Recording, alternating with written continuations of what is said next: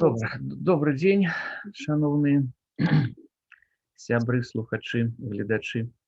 Я так разумею, что нас зараз не вельмі шмат тут я бачу людзей, але ж все будзе запісана, яшчэ нехта паглядзіць, каму гэта цікава ўжо у іншы час. Я хочу пачаць з таго, што проста прыгадаць, што я казаў на першай сустрэчы, таму што мне падаецца, для меня это была дастаткова важна, я там пазначыў сваю пазіцыю, канцэпцыю гэтага невялічкага выклада.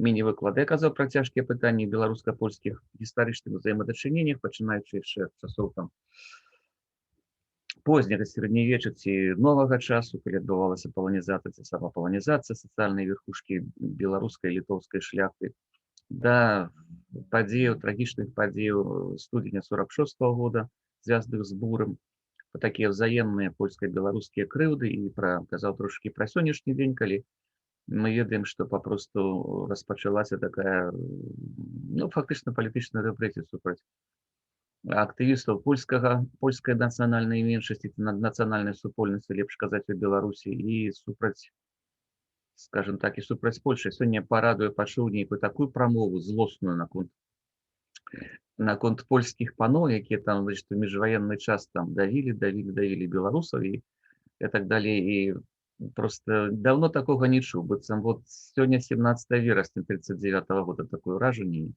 трэба пра ўсё гэта казаць. І слухаючы гэта, думаеш, што ёсць пэўная рацыя ў гэтым ёсць, там сапраўды ж беларусы былі там людзьмі другога гатунка ў той дзяржаве, беларусы свядомыя сваёй беларускасці. Але ж тады трэба казаць пра тое, што было з беларусамі ў БССР. А тут нават параўноўваючы памеры рэпрэсій, ніякага параўнання быць папросту не можа, тому што БСР вынішчалася практычна ўсё беларускай.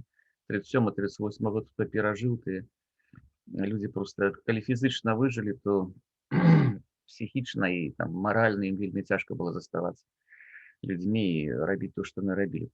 Казаў пра адказнасць гісторыкаў, якія даволі часта, і сёння гэта гісторыя з даездам на Польшу гістарычным, она это пацвярджае, не столькі імкнуцца да аб'ектыўнага, не заўсёды імкнуцца да аб'ектыўнага асвятлення мінулага, выступаюць у якасці паслугачоў фактычна палітычнага рэжыма, які існуе, свядомых ці несвядомых. Казаў пра феномен літоўскіх палякаў, пра гэта мясцовае паходжанне беларускіх палякаў, літоўскіх палякаў двухосі. Так, это быў этнонім пачатку 20-го стагоддзя, так самі сябе называлі, маючы на ўвазе гістарычную Літву. Пра іх паходжанне, пра тое, што ў свядомасці вельмі часта было пачуццё, што іх сапраўдная радзіма гэта якраз беларуска-літоўскі край, то есть прыналежнасць да польскай культуры спалучалася з адчуваннем, што іх радзіма не каралеўства польскае, не Варшава, а беларуска-літоўскі край. І ў палітычных падзеях, калі на пачатку 20-го стагоддзя Расія стала на шлях такой лібералізацыі, яны звычайна выступалі, дзейнічалі ў інтарэсах менавіта беларуска-літоўскага края, прынамсі да першай сусветнай вайны яна стала пэўным рубяжом гэты час. І казаў пра тое, што гісторыя не толькі барацьба за выжыванне, што вельмі часта гісторыкі трактуюць менавіта так, як увесь час нейкае змаганне з кімсьці, з суседзямі, з блізкімі, з далёкімі суседзямі. Гісторыя гэта яшчэ і супраца, і, на маю думку, менавіта супраца дае шанс нармальнаму развіццю гэтай цывілізацыі, чалавечай цывілізацыі. І супраца і ўзаемадапамога. І хоць это не вельмі такія, я б сказаў, папулярныя тэмы часта, асабліва для нацыянальных гісторыкаў ці гісторыкаў апантаных палітычнай ідэі і так далее. Але сёння якраз буду казаць пра краёвую ідэалогію, пра краёвасць, краёвую ідэю, якая якраз сведчыць пра важнасць менавіта такой узаемападтрымкі і пра то, як ідэя, як ідэалогія выпрацаваная адным народам, гаворка будзе ісці зноў пра літоўскіх палякаў, так званых літоўскіх палякаў, была выкарыстана таксама іншымі. І пра тое, што гэта краёвая ідэя, між іншым, яна аказалась утапічнай для свайго часу. Она не была рэалізавана, але можна казаць так, што яна даволі моцна прычынілася ўсё ж такі для пэўнай нармалізацыі адносінаў паміж рознымі народамі беларуска-літоўскага краю, сітуацыі, калі наш край уступіў ужо ў эпоху нацыяналізму, і пачаліся непазбежныя нацыянальныя канфлікты, сутыкненні і спрэчкі, і так далей, і так далей. А пачну з таго, што некалькі слоў трэба сказаць пра гісторыкаў. Прынамсі, у гісторыкаў так заведзена, калі пачынаеш нейкую тэму, трэба сказаць пра тое, хто працаваў раней. неяк адзначыць, што зроблена, а потым уже казаць пра сваё, калі ты хочаш нешта новае ўнесці. І я хочу сказаць, што апошнія 20 год, так, хіба апошнія 20 гадоў з'явілася даволі вялікая цікавасць менавіта да краёвай ідэі. Раней, калі спрабаваць знайсці нешта пра краёвасць гістарыяграфіі польскай, літоўскай, беларускай, ну і іншых шукаць не даводзіцца, 20 стагоддзя тут практычна нічога не будзе. Можа, нават будуць згадвацца людзі, якія выпрацоўвалі краёвую ідэю, былі краёўцамі, практыкамі ці краёўцамі, тэарэтыкамі, але фактычна яны будуць разглядацца толькі як асобныя постаці без усведамлення ўсяго гэтага ідэалагічнага феномена. Апошнія 20 гадоў сапраўды цікавасць ёсць. І гэту цікавасць запачаткаваў выдатны польскі гісторык Ян Юркевіч. Гэта была фактычна яго доктарская праца, прысвечаная палякам Беларусі і Літвы на пачатку 20 стагоддзя. І фактычна ён быў першы, хто вельмі добра пра гэта напісаў і фактычна паставіў праблему. Потым да гэтай тэмы звярнуўся вельмі вядомы польскі гісторык права, гісторык дзяржаўнасці Юліуш Бардах, які адышоў ужо ў канцы жыцця ад сваёй галоўнай праблематыкі, якой займаўся ўсё жыццё, і пачаў пісаць менавіта пра сітуацыю беларуска-літоўскім краю. Выдатная у яго ёсць кніжка у даўняй і недаўняй Літве, зборнік яго артыкулаў. Між іншым, ён упершыню падняў на вельмі высокі ўзровень праблему свядомасці гэтых літоўскіх і беларускіх палякаў і вывеў такую формулу падвойнай свядомасці. Генты літуанус или рутенус, націоне полонус. По паходжанню ліцвін альбо русін, по нацыянальнасці, то есть по культурнай прыналежнасці паляк. Вось. І таксама гэта было вельмі важна для разумення феномена і літоўскіх палякаў і краёўцаў. Ну і апошнія часы яшчэ назову двух польскіх даследчыкаў вельмі важных для гэтай тэмы. Это Збігнеў Соляк, якога, на жаль, уже няма з намі, вельмі рана ён адышоў, аўтар кніжкі пра Міхала Ромера. Міхала Ромера, я трохі казаў пра яго на першай сустрэчы, казаў пра то, што гэты чалавек увайшоў у гісторыю не толькі як адзін з буйнейшых тэарэтыкаў краёвай ідэі, такім ліберальна-дэмакратычным варыянце, ён яшчэ увайшоў як аўтар адной з найбольш цікавых крыніцаў па гісторыі беларуска-літоўскага краю, менавіта дзённіка. З 1911 по 1945 год, ён памёр у лютым 45 года, то есть на працягу 34 гадоў ён вёў дзённік, штодзённы дзённік, які стаў фактычна, ну, паколькі ён меў адносіны практычна з усімі вядомымі дзеячамі палітык, розных нацыянальных рухаў, палітыкамі, расійскай імперыі тагачаснай, потым польскай дзяржавы, літоўскай дзяржавы, і сам стаў адным з фактычна стваральнікаў літоўскага канстытуцыйнага права. Гэта проста фантастычная крыніца па гісторыі 30 гэтых гадоў, ну, першай паловы фактычна 20 стагоддзя па гісторыі беларуска-літоўскага краю. Ну і яшчэ одно імя варта назваць, Дарыуш Шпопер, аўтар кніжкі пра Канстанцыю Скірман, таксама прадстаўніца краёвай ідэі, якая звяртала ўвагу на літоўскі элемент краёвасці і генты літуана, нацыёна літуана, так он назваў кнігу паводле слоў самой Канстанцыі. Літоўскія даследчыкі таксама вельмі шмат зрабілі, і тут в першую чаргу трэба назваць імя Рымантаса Мікніса, які, дарэчы, апошнія гадоў 10 працуе менавіта з дзённікамі Міхала Ромера, і ён скрупулёзна перакладае на літоўскую мову і выдае па-літоўску гэтыя дзённікі. Штогод выходзіць новы том, это велізарная праца, таму што, па-першае, прачытаць то, што пісаў Ромер, вельмі цяжка. Ён пісаў вельмі такім дробным, почерк вельмі дробны, і адзін з яго прынцыпаў — трэба пісаць штодня і пісаць не больш за старонку. І калі раптам інфармацыя была больш, то напісалася зверху, знізу, збоку, там недзе паміж радкамі там. Ну і, канешне, тут справа не толькі ў тым, каб все гэта прачытаць і перанесці на паперу, выдаць як кніжку, справа яшчэ ў каментарах. Каментары — это каласальная праца. Я часам думаю, што выдаваць такія зборнікі дакументаў значна цяжэй, чым пісаць манаграфію ўласную. Таму што, ну, гэта вот каментары для такіх крыніцаў гістарычных, папросту пры гэтым ствараецца нейкая паралельная энцыклапедыя тагачаснага жыцця. Вось. І з беларускіх даследчыкаў хіба найбольш тут напісаў свой час я, і асабліва апошняя кніжка пра Рамана Скірмонта, грамадзянін края, там зноў вяртаюся да гэтага, да, і в 2017 годзе выйшла яшчэ моя кніга-зборнік артыкулаў таких абноўленых, актуалізаваных краёвай ідэі беларускай гісторыі. Вось. І вельмі меня радуе тое, што цікавасць да феномена краёвай ідэі, яна зараз пашыраецца ў Беларусі. Тут хочу назваць Андрэя Казакевіча, дырэктара Інстытута палітычная сфера, і працу, якую рабіў ён, рабіў Алесь Пашкевіч. Анталогія краёвай ідэі яны выдалі, ну, выйшла ў электроннай версіі, выйшла падборка тэксту па краёвай ідэі, менавіта па краёвай ідэалогіі, якую можна знайсці на сайце Інстытута палітычная сфера. Там на розных, ну, там, здаецца, на мове арыгінала, то есть тэксты па-польску, па-беларуску і па-літоўску нават тэксты ёсць. Вельмі важная гэта праца. Алексей Унучак, вядомы даследчык нашай нівы, даследчык гісторыі Беларусі пачатку 20-го стагоддзя, і яго цікавасць да таксама ёсць да краёвай ідэі. Он свой час рабіў вельмі цікавую працу, параўнаў заходнерускую ідэю, краёвую ідэю, заходнерусізм і краёвасць параўнаў. Ігор Бабкоў таксама свой час звяртаў увагу.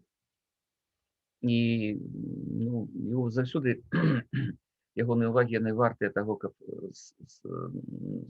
падумаць пра іх, падумаць. Ну і апроч вот нашага рэгіёна хочу адзначыць то, што ёсць цікавасць сёння да краёвасці далёка па-за межамі нашага рэгіёна. Ну, назову толькі адно імя гісторыка прафесор Макото Хаясака, японскі гісторык, які, на жаль, у снежні гэтага года, мінулага года адышоў ад нас і пасля цяжкай хваробы. Ваш мікрафон выключаны мусіць быць. Перакрэслі. Чый выключаны? Мне здаецца, не выключана мне нічога. Не, у вас добра чуваць, усё добра. Не, все, але все в порядку. Это... Да? Давай, все, працягвайце. Да, ну яшчэ пра аднаго даследчыка скажу, на гэтым ужо закончу, гэта Макото Хаясака. А японскі гісторык, які, дарэчы, стаў аўтарам першага такого нарыса гісторыі Беларусі, напісанага японскім даследчыкам, напісанага для Японіі. Ну, в снежні мінулага года, на жаль, ён памёр. І ў яго ёсць вельмі цікавы артыкул, дзе ён спрабуе параўнаць, зразумець краёвасць у такой шырокай гістарычнай перспектыве, у тым ліку спрабуючы убачыць нейкія аналогіі ў японскай гісторыі. Ну, яна абсалютна унікальная, эта гісторыя, все ж таки астравіцян.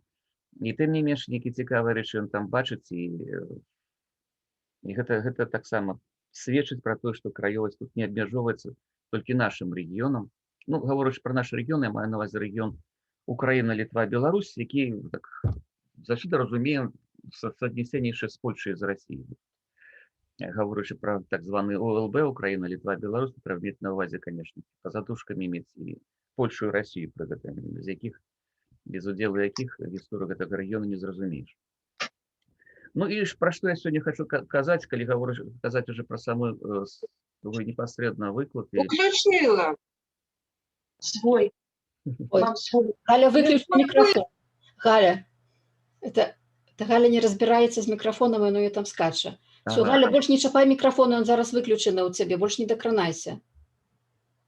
Добре, то я буду казаць про то, кім і для каго выпрацоўвалася краёвая ідэя, і якую роль у стварэнні гэтай новай ідэалогіі адыгралі нацыянальныя працэсы не толькі сярод там беларусаў, літоўцаў, палякаў, а сярод менавіта вось таксама, які закраналі так званых літоўскіх і беларускіх палякаў, той час, якіх можна трактаваць як такі асобны, все ж такі асобны феномен, этнічны феномен, хіба этнічны феномен, можна ужываць такі тэрмін адносна іх. Я адразу скажу, што краёвасць даволі складана аналізаваць і апісваць. І нават сярод даследчыкаў сёння ўжываецца некалькі падобных тэрмінаў, гавораць пра краёвую ідэю, пра краёвую ідэалогію, пра краёвасць, пра канцэпцыю краёвасці. І вот нейкае такое адзінства не мае. Тое ж самае, калі казаць пра вызначэнне, што такое краёвая ідэя. І гэтая складанасць, яна звязаная як са складанасцю самога гэтага феномена краёвасць, так і яшчэ звязаная з тым, што вельмі, ну, шмат мела прыхільнікаў, шмат мела тэарэтыкаў краёвай ідэі, і погляды іх звычайна адрозніваліся, больш ці менш адрозніваліся. Але агульна так прынята, што разглядаць краёвую ідэю як пэўны тып ідэалогіі палітычнай нацыі ці грамадзянскай нацыі. Ну, то есть, гаворачы пра гэта сёння, можна казаць пра тое, што тут вот вялікую ролю адыгрываў, умоўна гаворачы, пашпарт для гэтых людзей. Ні паходжанне, там, ні мова, ні нейкія традыцыі, там, этнічныя, там, гістарычныя, а пашпарт. Прыналежнасць да пэўнай тэрыторыі. Роля тэрыторыі, роля радзімы, так скажем, адыгрывала ролю. Краёвая ідэя была сфармулявана ў Беларусі і Літве на пачатку 20-го стагоддзя. Краёўцы сцвярджалі, што ўсе карэнныя жыхары гістарычнай Літвы да карэнных жыхароў яны адносілі мясцовых палякаў, літоўцаў, беларусаў. І ну, в сітуацыі, калі гэтыя карэнныя жыхары, нашчадкі карэнных жыхароў адчувалі, успрымалі беларуска-літоўскі край як сваю радзіму і былі патрыётамі гэтай зямлі, усе належалі да адзінай нацыі. Эту нацыю часам называлі нацыяй ліцвінаў. Называлі, не называлі, ну, гаворка ішла пра тое, што все яны складаюць адзіную нацыю, і тут галоўны крытэрый гэтай прыналежнасці быў папросту патрыятызм. Успрыняцце беларускага літоўскага края як сваю радзіму. Не як там заходняга краю Расіі, не акрэса ўсходніх Польшы, там, а менавіта як вот сваёй радзімы, як такога пэўнага суб'екту гісторыі. Ну і адразу можна сказаць, забегаючы наперад, што думаючы, усведамляючы гістарычную Літву як суб'ект гісторыі, краёўцы думалі пра тое, каб ператварыць яе суб'ект палітыкі, суб'ект палітычнага жыцця самастойна. Галоўным крытэрыем лічыўся патрыятызм. Кожны патрыёт краю станавіўся грамадзянінам краю. Патрыёт Літвы станавіўся грамадзянінам краю. Гэты тэрмін грамадзянін краю быў вельмі папулярны ў публіцыстыцы краёўцаў. Ось, і ну, такое ўражанне складваецца, ну, абыватель краю, што яны спрабавалі неяк змяніць тую сітуацыю. То есть абыватель краю, гаворачы пра часы там ранняга новага часу сярэднявечча, гэта быў прадстаўнік шляхты. Прадстаўнік дамінуючых саслоўяў, грамадзянін краю. І вот эта палітычная нацыя, так званая, існавала польская палітычная нацыя, і палякі ў той час выступалі ў першую чаргу, гэта быў палітонім. Нешта іншае, толькі палітонім быў паляк, палітычная нацыя. А тут вот краёўцы спрабавалі пашырыць это разуменне нацыі, зараз грамадзянін як абыватель, пашырыць пачуццё разумення грамадзянскасці таксама і на сялян, і на мяшчан, ну, на ўсе іншыя саслові, на ўсе іншыя колы грамадства ў гэты час. Нарадзіўся ідэйны рух краёвасці ў асяроддзі шляхты гістарычнай Літвы, прадстаўнікі якой часта адчувалі прыналежнасць да розных народаў нацый. Вось як характарызаваў свядомасць краёўцаў у Літве Юліуш Бардах, цытата. Агулам можна сказаць, што па сваёй культурнай арыентацыі гэта былі палякі, але датычна дэкларацыі нацыянальнай прыналежнасці дамінавала пачуццё краёвай адметнасці, якое вяло да падпарадкавання інтарэсаў польскай нацыянальнай групы інтарэсам усяго краю. Яны былі літоўцамі ў гістарычным сэнсе, што вызначала іх пазіцыю ў актуальным палітычным жыцці. Канец цытаты. Ну, тое, што я казаў, што это таксама вядомая формула Юліуша Барта, генте літуанус велерутенус, націоны палонус. А в сітуацыі, вот, калі гэтыя людзі выступалі на арэну палітычную, то звычайна кіраваліся інтарэсамі гістарычнай Літвы альбо беларуска-літоўскага краю. Ну, вот на самом пачатку 20-го стагоддзя тут сфармавалася як абсалютна адзіная, ніякое немагчыма наогул разарваць, это адзіная гісторыя, адзіная тэрыторыя. Ну і вельмі тут важна адзначыць тое, што у адрозненне ад жыхароў так званай кароны ці каралеўства польскага, гістарычная свядомасць гэтых прадстаўнікоў гэтай шляхты былога Вялікага княства літоўскага арыентавана была на яго гісторыю. Гэта гістарычная свядомасць, гістарычная памяць была вельмі важна для іх. Яны жылі гэтым Вялікім княствам літоўскім, выдатна усведамляючы і ведаючы, многія з іх добра ведалі свае карані сваіх родаў. І як Эдвард Вайніловіч, які ў свой час сказаў пра тое, пісаў пра тое, што там яшчэ дакументы 16 стагоддзя напісаны на беларускай мове, захоўваюцца там у сям'і, захоўваюцца ў сваім хатнім архіве. Ён все гэта памяталі свае карані, і выдатна гэта моцна дзейнічала наогул на іх свядомасць ужо ў 20 стагоддзі. Ну і сцвярджаючы адзінства гістарычнага лёсу ўсіх народаў нацый былога Вялікага княства літоўскага, краёўцы лічылі неабходным захаванне тэрытарыяльнай цэласнасці земляў былога былога княства. Гэта вельмі важна. На пачатку 20-х стагоддзя, правда, гэта не стаяла такая праблема, але калі пачалася Першая светная вайна, і нямецкія войскі у 1915 годзе акупавалі велізарную частку тэрыторыі Беларусі, і Літва была акупаваная Украіну, то вот эта праблема паўстала. Праблема захавання тэрытарыяльнай цэласнасці гэтага краю, ну, яшчэ ў сітуацыі, калі актыўна пачалі дзейнічаць розныя нацыянальныя рухі. Адной з галоўных мэтаў краёўцаў было сумяшчэнне інтарэсаў мясцовых нацый, можна казаць так, партыкулярных інтарэсаў мясцовых нацый і агульным інтарэсам, які звязвалі з лёсам існаваннем і развіццём супольнай айчыны гістарычнай Літвы. Дзеля дасягнення гэтай мэты была патрэбна супраца ўсіх нацый, якая апіралася на прынцып грамадзянскай роўнасці. Вось это агульнакраёвае, агульнанацыянальнае вымірэнне было вельмі важным элементам краёвай ідэі, які сёння прыцягвае даследчыкаў. Пры гэтым, як справядліва заўважыў Ян Юркевіч, тут, вот, гаворачы пра краёвасць, гаворка ідзе не толькі пра іх такую канчатковую ідэю, канчатковую мэту захавання тэрытарыяльнай цэласнасці, там, беларуска-літоўскага краю, ператварэння яго ў палітычны суб'ект. Проста вось сама гэта пазіцыя краёўцаў, сама іх канцэпцыя, она спрыяла таму, што яны спрабавалі прымірыць краёвую свядомасць нацыянальнай, і гэта так, ну, вот, улагоджвала гэтыя даволі вострыя стасункі, міжнацыянальныя стасункі на пачатку 20-го стагоддзя. Да, і тут трэба яшчэ такі вельмі важны момант азначыць. А чаму раптам вот паўстала гэта краёвая ідэя, што падштурхнула шэраг людзей да выпрацоўкі? Да, тут нават не то, што да выпрацоўкі, той жа Ромар, калі займаўся такой тэарэтычнай працай па стварэнню краёвай ідэалогіі, фактычна вырашаў сваю ўласную праблему. Хто ён ёсць? Паляк ці літовец? Паляк ці літвін ён ёсць? А пачалося з чаго? Пачалося тут такім моцным штуршком, канешне, быў літоўскі нацыянальны рух, які пачынаецца раней за іншыя на тэрыторыі былога Вялікага княства Літоўскага, ўжо можна казаць у першай палове 19-го стагоддзя, выразна аформіўся, нават раней 30-40-е годы 19-го стагоддзя. Літоўскі нацыянальны рух, які дэманстраваў трохі новае, ну не новае, но мадэрнае фактычна разуменне, што такое ёсць нацыянальнасць, з чым яна звязана. Галоўны крытэрый нацыянальнасці для літоўцаў — гэта мова ў першую чаргу, гістарычная памяць, звычаі і традыцыі. То есть яны абсалютна парывалі з той сярэднявечнай ці эпохі новага часу разуменнем нацыі як такой, як палітычнай катэгорыі, ніякай палітыкі. Галоўны крытэрый прыналежнасці да літоўскай нацыі — літоўская мова.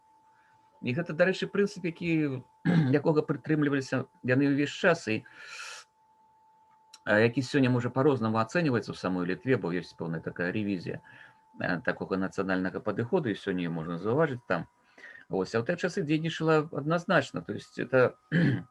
Ну і ведаеце, калі так падыходзіць да гісторыі, то аказалася, што папросту велізарная маса той жа шляхты, якая паланізавалася там у свой час, якая таксама лічылася веліцінамі. Для яе проста ў гэтай новай Літве, за якую выступалі прадстаўнікі літоўскага нацыянальнага руху, Йонас Басанавічус ды іншыя, уже не было месца. Альбо ім трэба было проста развітвацца са сваёй польскай культурай. Яны былі літвінамі ў межах польскай культуры, разуменне Літвы як часткі, ну, Рэчы Паспалітай, такой вялікай польскай в сэнсе культурным імперыі фактычна. А тут альбо ты прызнаеш, што ты з'яўляешься палякамі, не маеш права прэтэндаваць на той, што ты там літвін, і это твоя радзіма, ну альбо вучы літоўскую мову, далучайся да літоўскага нацыянальнага руху і рві са сваімі польскімі каранямі. Конечно, выбор быў вельмі цяжкі, на такі выбор не пайшлі, і вот эта вот сітуацыя этого канфлікта была вельмі важная для таго, каб пачаць неяк задумвацца, а што наогул адбываецца, дзе наша месца? Вот калі адбываюцца такія перамены нацыянальныя, дзе наша месца? Ну і з іншага боку, я тут кажу пра літоўскі нацыянальны рух, але другая палова 19-го стагоддзя на тэрыторыі гістарычнай Літвы, былога Вялікага княства Літоўскага, актыўна разгортваецца таксама польскі нацыянальны рух. Не польскі проста грамадска-палітычны рух, ён тут заўсёды быў, а польскі нацыянальны рух, які прыходзіць сюды ў версіі польскай нацыянальнай дэмакратыі. І Раман Дмоўскі для палякаў зрабіў тое, што зрабілі літоўскія ідэолагі ў свой час. Хто такі паляк? Паляк, зноў жа, гэта польская мова, гэта польская традыцыя, гэта польская культура, гэта польская гісторыя. Гэта вот такое этнакультурнае, выключна этнакультурнае разуменне, што такое паляк. Тут нема месца для такого некага пашпартнага такого погляду. Ты живешь там у каралевстве польскім, то маеш на нешта, не, ты не маеш. Ты павінен папросту вот вызначыцца, кім ты ёсць, і калі ты паляк, то павінна себя паводзіць. То есть такая дастаткова радыкальны погляд на гэтую сітуацыю. Ну і таксама амаль адначасова развіваецца на тэрыторыі гістарычнай Літвы, на беларускіх землях таксама варыянт польскага нацыянальнага руху, дзе нацыянальны ідэя спалучаецца сацыялістычная версія ППС. То есть прыходзіць польская нацыянальная ідэя. Літоўская нацыянальная ідэя ў этнакультурным ці этналінгвістычным варыянце, польская ідэя ў этнакультурным ці этналінгвістычным варыянце. Ну і паступова, трохі пазней пра гэта скажу, тут разгортваецца беларускі нацыянальны рух. І вось для гэтых мясцовых літоўскіх палякаў паўстала проста сітуацыя, нечым трагічная. Таму што вот тут трэба было ім папросту рабіць нейкі зусім іншы выбар. Называць себе ліцвінамі, як раней, уже папросту тут паўставала адразу канфлікт, нават два канфлікты. Калі ты ліцвіны, то есть ліцвіны, якія вось так званыя млада-ліцвіны, як называлі часам прадстаўнікоў новага літоўскага нацыянальнага руху, якія сцвярджаюць, што вы наогул не ліцвіны, вы палякі. З іншага боку, гэтым усведамленнем, што моя радзіма – гэта гістарычная Літва, мои карані адсюль, тут маё паходжанне. І тут уже вот пачынаюць абурацца НДК і ППС. А якія ж вы палякі ў такім выпадку? Якія польскія здраднікі? І аказалось, што для гэтых людзей папросту паўстала такая велізарная праблема. А хто яны такія? Наогул, вот якім жыць у гэтай сітуацыі, калі эпоха нацыяналізму все змяняе? Она сапраўды даволі моцна дзейнічала спачатку на эліты, а потым уже не толькі на эліты. То есть краёвасць можна трактаваць як спробу адказаць на выклік часу. Яна не выглядала як цалкам распрацаваная ідэалогія, якая магла даць адказ на кожнае пытанне. І в адным з сваіх, не артыкулах, я памыляюся, дзённіку, за 21 год быў такі запіс Михала Ромера, он пісаў, што колькі краёўцаў, столькі канцэпцый. Амаль кожны мае нешта сваё, но калі ўсё суміраваць найбольш важныя рэчы, то, напрыклад, той Михала Ромер, пра кого шмат кажу, ён лічыў, што насутнасць краёвай ідэі ў тым, што все народы, все карэнныя народы беларуска-літоўскага края, яшчэ раз, мясцовыя палякі, літоўцы, беларусы, практычна, вельмі рэдка да іх адносілі жыдоў.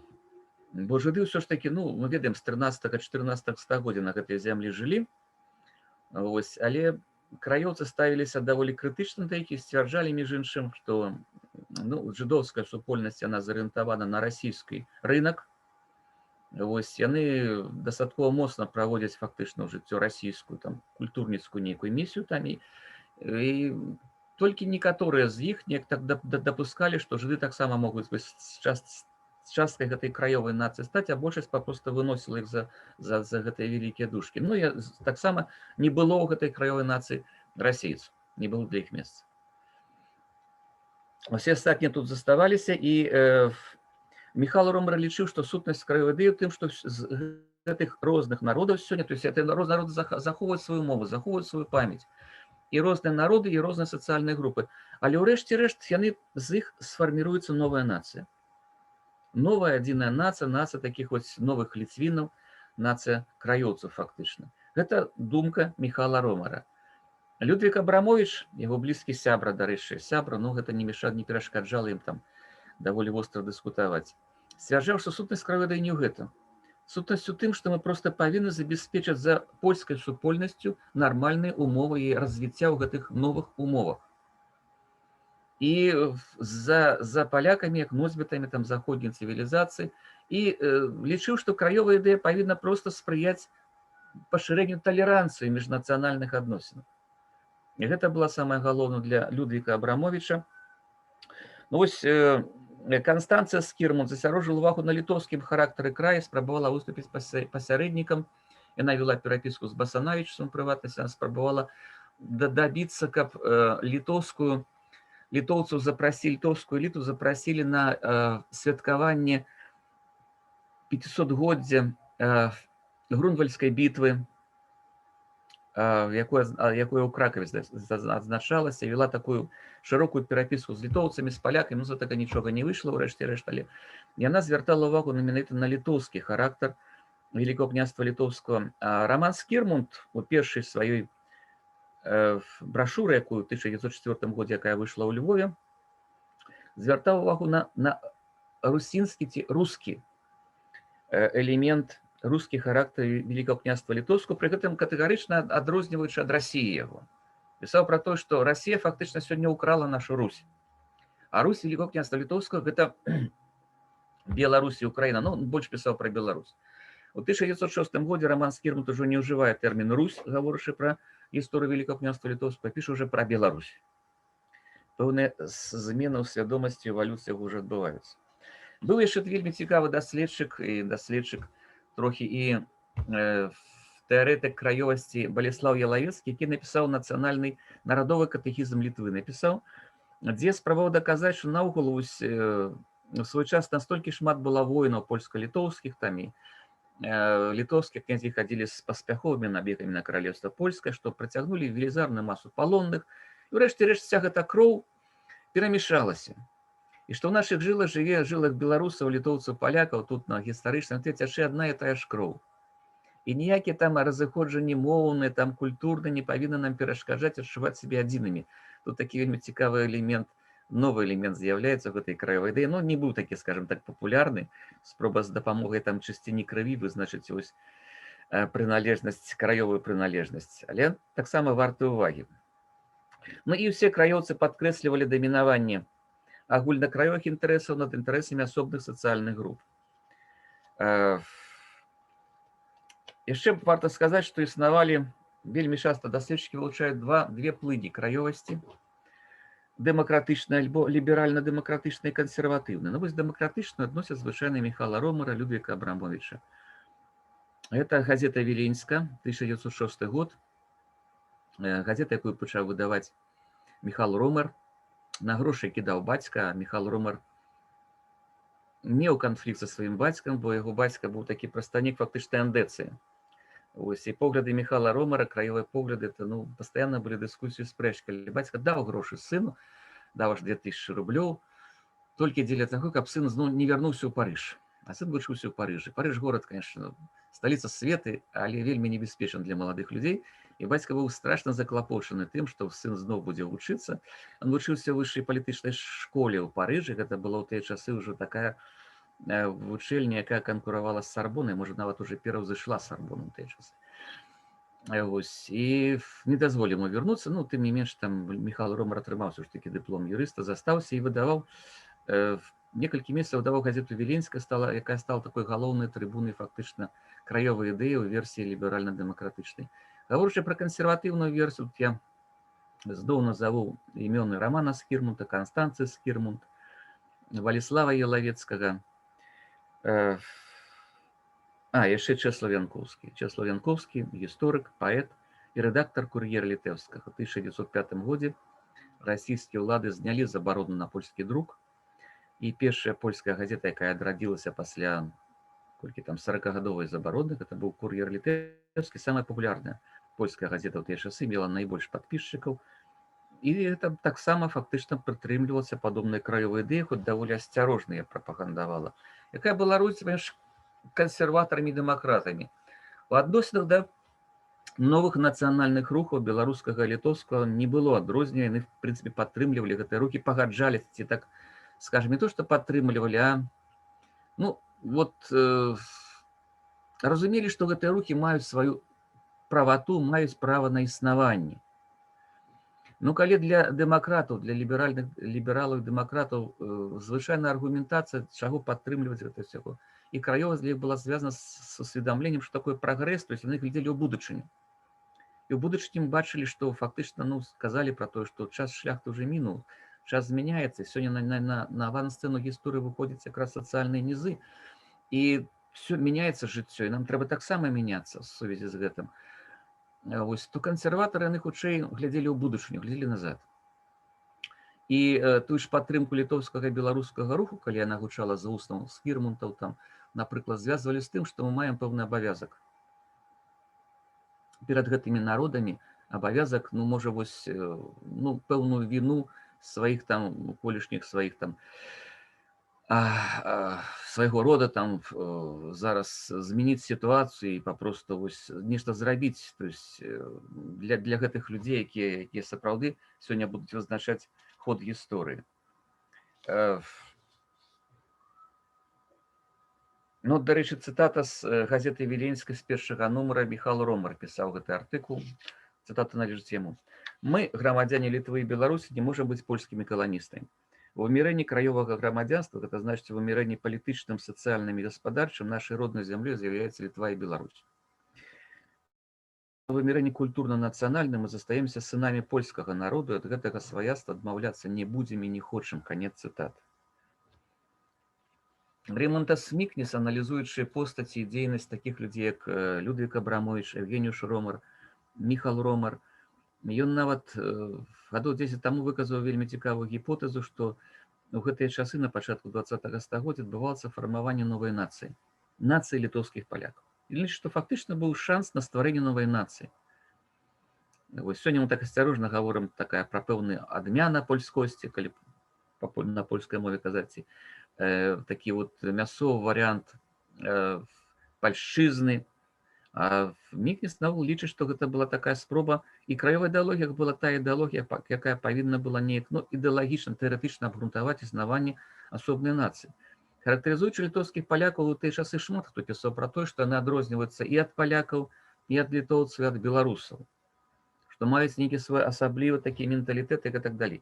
Ну вось, каб тут шмат уже пра гэта не казаць, я гляджу, час ідзе. Я хочу працытаваць Міхала Ромара, яго аўтабіяграфію. Ён яе не дапісаў, але вот пачатак быў вельмі цікавы і моцны. Прыгадваючы дзяцінства, уласнае дзяцінства, Ромар пісаў. Такая вялікая цытата, прабачце, але цікавая. Тады я яшчэ не разумеў, што мая скура іншая, не чыста польская і не чыста літоўская, асабліва сфармаваная, у якой месяцца рысы польскасці і літоўскасці. Это старая скура Адама Міцкевіча, асаблівы твор гісторыі нашай айчыны. Скура, у якой і душа асаблівая, не літоўская, не польская. Я яшчэ не разумеў, што хлусіў бы, называючы сябе толькі літоўцам, але таксама хлусіў бы, называючы сябе толькі палякам. Я яшчэ не ўсвядоміў, што сутнасць мае асобы ў тым, што адчуваў гады дзяцінства і маладосці, калі меў 14-18 гадоў. Тады я не адрозніваў сабе паляка ад літоўца, любіў і цаніў абодва імёны, а асабліва спачуваў зямлі і люду літоўскаму. І калі марыў і пісаў вершы, то як Адам Міцкевіч лічыў сваёй радзімай не Польшу, а Літву. Не любіў псіхічнага тыпу палякаў караняжы.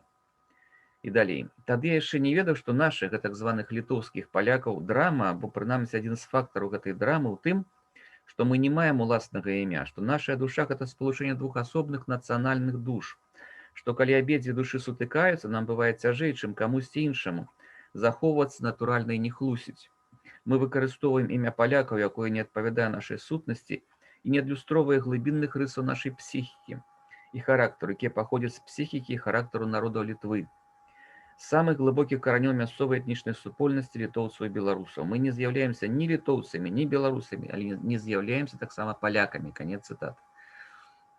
Ну і гаворачы пра Ромара, это ж сапраўды вельмі цікава ў тым сэнсе, што вот чалавек папросту вырашаў сваю асабістую праблему і пры гэтым аказаўся адным з галоўных тэарэтыкаў краёвай ідэі. Хто ён наогул ёсць? Он літовец, он паляк? Хто ён наогул? Ну я хіба казаў уже на першай сустрэчы, што гэты выбар канчаткова, не канчаткова хіба не, але вялікай ступені гэты выбар зрабіў у 1920 годзе, калі дывізія Жыліговскую заняла Вільню і літоўцаў выкінулі з Вільні, калі Польша далучыла да сябе Вільню. Ён зрабіў выбар на карысць Літвы, пераязджае ў Коўна і працуе над умацаваннем літоўскай дзяржаўнасці.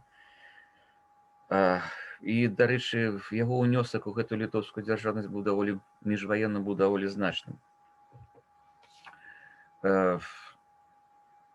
Яшчэ одна цытата, это 1915 год, «Мысль польская», это уже газета, якая выдавалася у Варшаве, але там працаваў, між іншым, Людвік Абрамовіч. Артыкул не быў падпісаны, але падобна, што гэта Людвік Абрамовіч пісаў гэта.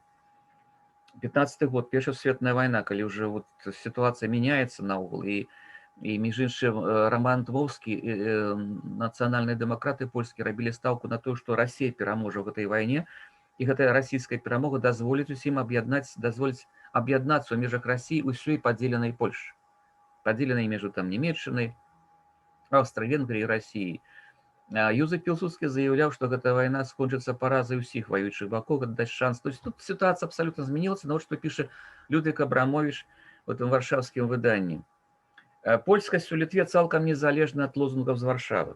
Гэта асобная лакальная польскасць, і толькі мясцовыя чыннікі вызначаюць, ці жыве яна поўным жыццём, ці неяк гібее. Ні пра якое вяртанне літоўскіх палякаў да этнаграфічнай Польшы не можа быць і гаворкі, бо яны ніколі адтуль сваёй большасці не прыходзілі. Толькі Літва застаецца краем, з якім яны этнаграфічна звязаныя, канец цытаты. Ну, зноў жа, я кажу Літва, тут мы разумеем, што это гістарычна Літва, гаворка ідзе менавіта пра гістарычную Літву. Ну і гэты час у публіцыстыцы мемуарах з'яўляецца тэрмін паляк-беларус ці беларус польскай культуры. Менавіта так беларусам польскай культуры назваўся ў 1906 годзе, даючы інтэрв'ю дзенніку кіеўскаму, дзеннік кіеўскі, газета Эндецкая, газета Рамана Дмоўскага, Раман Скірмунд. Яго бралі інтэрв'ю як дэпутата першай дзяржаўнай думы і запыталі, якую ён нацыянальнасць. Такое правакацыйнае было пытанне, выразна правакацыйны, ён належаў ўсё ж такі тут да такога мясцовага польскага кола ў тыя часы яшчэ, а адказ Скірманда таксама быў толькі правакацыйны. Магчыма, каб это не андекі задавалі пытанне, ён адказаў бы па-іншаму. Сказаў, што я беларус польскай культуры, што выклікала проста буру, сапраўдную буру публіцыстыцы польскай, якія пачалі казаць там пра здраднікаў і гэтак далей, гэтак далей. Апрача Рамана Скірмунда да тыпу беларусаў польскай культуры той час належалі Марыя Магдаліна Радзівіл, можам аднесці Геранім Друцкі Любецкі, Станіслав Радзівіл, Эдвард Ваніловіч, Казімір Шафнагель, ды шэраг іншых прадстаўнікоў мясцовай эліты тагачаснай. Можна сцвярджаць, што пасля рэвалюцыі 1905-1907 гадоў сярод літоўскіх палякаў паступова вылучылася група беларусаў у гістарычным сэнсе. А вось як Юліуш Бардах пісаў пра немагчымасць вызначыць дакладную мяжу, дзе, цытата, заканчвалася пачуццё рэгіянальнай адметнасці літвінаў-палякаў, бо беларусаў-палякаў і нараджалася літоўскава-беларуская нацыянальная свядомасць. Іншым разам на тэрыторыях, дзе канкуравалі паміж сабой розныя нацыянальныя супольнасці, адна і тая ж асоба ў розныя перыяды свайго жыцця дэкларавала сябе то палякам, то літоўцам, то беларусам. Асабліва цікавыя матывы гэтых зменаў у выпадку асобаў, якія належалі да інтэлектуальнай эліты краю. Гэта значыць там, дзе працэс асіміляцыі саступаў свядома зробленаму выбару. Ну, от прыклад Рамана Скірмунда прыблізна такі, ён пачынае як дзеяч польскага руху, як краёвец і дзеяч мясцовага літоўскага вот этого, скажем так, грамадска-палітычнага руху сярод літоўскіх палякаў, а потым становіцца дзеячом беларускага руху, прычым не проста там нейкім лакальным дзеячом, а свой час спрабуе стварыць урад Беларускай Народнай Рэспублікі, адстойвае независимасць, незалежнасць адстойвае. Ну і вот тут другая частка майго гэтага выступу, я хочу звярнуць увагу на тое, што якраз на беларусаў. Беларускае разуменне нацыі ў гэты час. Тут можна доўга казаць, асобную прысвяціць выклад, не адзін, як беларусы шукаюць нацыянальную ідэю. Калі коротка, то можна казаць так, прасочваючы нават па беларускаму друку. Наша доля, першая беларуская газета, вось якая, ну, напаўлегальна, фактычна была легальна, але там весь час яе забаранялі. Рэпізавалі, гэта была спроба спалучыць беларускую ідэю. Это была спроба звязана з БСГ, безумоўна, з беларускай сацыялістычнай грамадой, з ідэяй сацыялістычнай. Ну, это вельмі папулярна ў тыя часы было, ну і вельмі часта, дарэчы, беларусы, яны глядзелі на прыклады суседніх народаў, літоўцаў і палякаў. У літоўцаў была таксама партыя сацыял-дэмакратычная і ППС спроба спалучыць польскую ідэю з сацыялістычнай дактрынай і так далее. То есть спалучыць нацыянальнае і сацыяльнае. Тут было зразумела, што для большасці людзей ўсё ж такі не нацыянальнае дамінуе, а сацыяльнае. Працэсы вельмі важныя, у тым ліку для беларусаў. Наша ніва іншы варыянт. Наша ніва гэта якраз варыянт беларускай нацыянальнай ідэі, такі этнакультурны, дзе звяртаецца ўвагу на гісторыю, і мы ведаем Властоўскі піша першую гісторыю Беларусі, кароткі нарыс гісторыі Беларусі, кароткую гісторыю Беларусі, на старонках нівы яна друкуецца, нашай нівы. І, дарэчы, вызначэнне, хто такі беларус, што такое нацыя, ад Мечыслава Бабровіча, адзін з аўтараў нашай нівы. Нацыю складаюць людзі, якія гавораць на адной мове, адчуваюць сувязь паміж сабой, прызнаюць уласную мову і культуру. Ну, такі варыянт этнакультурнага такога беларускага нацыяналізму, які быў падобны на літоўскі і польскі. Ну і яшчэ была газета «Беларус», дзе была спроба спалучыць нацыянальную ідэю з хрысціянска-дэмакратычнай дактрынай. То есть беларусы шукалі на розных шляхах. І зразумела чаму, таму што ну так проста гэта беларуская ідэя не пашыралася. Трэба было шукаць нейкія магчымасці масавага пашырэння і шукалі на розных шляхах. Вось, і між іншым звярнулі увагу на краёвую ідэю. Хочу тут адзначыць гэты момант, таму што ён для мяне вельмі важны. В свой час напісаў артыкул, тут з пэўнай такой інтэлектуальнай правакацыяй быў гэты артыкул, краёвец Антон Луцкевіч, звярнуўшы увагу на яго просто, ну, на той, што пэўны час ён таксама выступае як прадстаўнік краёвай фактычнай ідэі. Ну, пачну я зараз не з Антона Луцкевіча, можа, а з Александра Уласова. Уласов не часта пісаў артыкулы, ён больш быў такім практыкам, дзеячом больш практычнымі, розныя іншыя пытанні вырашаў. Ну, вось я ў свой час знайшоў артыкул, які мне вельмі ўразіў. Гэта 1912 год. Гэта газета «Наше утро», такая гарадзенская газета, якую выдавалі жыды мясцовыя. І артыкул «Край 5 нацыянальнасцей». Она выдавалася на расійскай мове. І артыкул Уласова я знайшоў у гэтай газеце. Вось цытата з гэтага артыкула на мове арыгінала. Вся беда только в том, что у нас национальная борьба ведется по временам некультурными, дикими, скандальными способами. Не хватает уважения к человеческой личности, к чужой нации, с легким сердцем оскорблять в чужие национальные честь и гордость. Мы, белорусы, должны заимствовать от всех наций все то хорошее, что у них имеется. От общероссийской культуры и идеи широкого демократизма, от поляков их культурную любовь к своей отчизне, которая может там послужить примером. Евреи издавна привыкли помогать друг другу и держаться постоянно вместе, чтобы не погибнуть на протяжении своей тяжелой тысячелетней истории. Благодаря этому они больше, чем другие национальности, привыкли к общественной жизни. Мы и у них можем поучиться, приглядываясь к их обыденной жизни.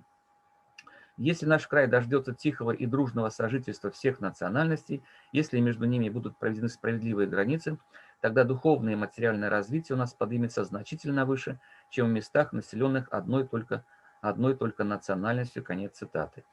Да, тут я перайшоў да беларусаў, одну такую вельмі важную рэч не сказаў. Вось, калі казаць пра краёвую ідэю, пра карэўцаў, хто для іх быў галоўным ворагам, з кім яны змагаліся даўно. І вельмі цікава, аналізуючы іх публіцыстыку, бачыць, што для іх галоўны вораг нават не расійская імперія. Расійская імперія так, сама па сабе, але хіба ўсё ж такі нумар 2. А першы для іх, аказваецца, гэта Роман Дмоўскі і нацыянальныя дэмакраты польскія. Найбольш спрэчак, найбольш дыскусій, найбольш вельмі рэзкіх выразаў датычна нацыянальных дэмакратаў.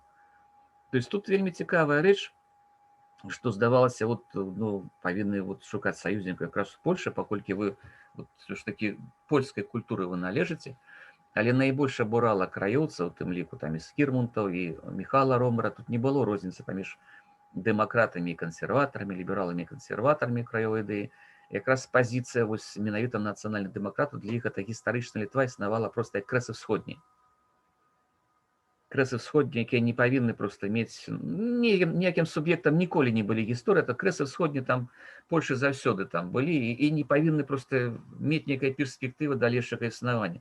Для краёўцаў это было вельмі важна пра тое, каб это все ж таки земля захавала сваю цэласнасць і стала з часам просто палітычным пэўным суб'ектам, ці ў межах там Расіі, федэратыўнай дэмакратычнай, ці ўжо па-за межамі Расіі. І в свой час для меня это была вельмі цікавая рэч, калі я знайшоў гэтыя звесткі пра тое, што 1912 год наша нюскае кола, браты Луцкевічы канкрэтна, пачынаюць выдаваць пад чужымі імёнамі, ці пад псеўданімамі, ці нават без імёнаў, выдаваць газету на польскай мове «Кур'ер краёвы», дзе выдаюць себе за польскіх дэмакратаў, і газету на расійскай мове «Вечерняя газета». Тут падобна, што кадэты далі ім грошы на гэтае выданне, дзе выдаюць себе за рэальна хіба не існуючых у Вільні расійскіх дэмакратаў. То есть такі абсалютна фантастычны беларускі маскарад пачаўся. Пры гэтым яны яшчэ выдаюць і удзельнічаюць, прынамсі, у выданні «Нашай Нівы». Это наогул, ведаеце, это вечерняя газета, штодзённая газета. «Наша Ніва» — это штотыднёвік. «Кур'ер краёвы» — это таксама штотыднёвік, но часам выходзіў што дзённая газета. Это просто як это наогул магчыма? Ситуация, калі няма кампутараў. А трэба ж пісаць, штодзённая газета, это штодня трэба пісаць тэкст, а то і не адзін тэкст. Бо там не было такой нейкай велізарнай рэдакцыі, каб нехта мог падзяляць. І вось две цытаты. Цытата з «Вечерняй газеты» нумар 1. То есть такая праграма гэтай газеты. Па-беларуску, хоць газета выдавалася па-расійску. У нас ніякім чынам нельга заходзіць з інтарэсы якой-небудзь адной нацыянальнай групы. В умовах разнастайнасці нацыянальнага складу насельніцтва трэба ўвесь час мець на ўвазе інтарэсы краю як адзінага цэлага. Толькі ў гэтым выпадку магчыма нармальнае развіццё кожнай асобнай народнасці. Усведамленне, што все мы жыхары гэтай зямлі з'яўляемся грамадзянамі краю, вось наша зыходная кропка пры высвятленні патрабаванняў розных групаў насельніцтва.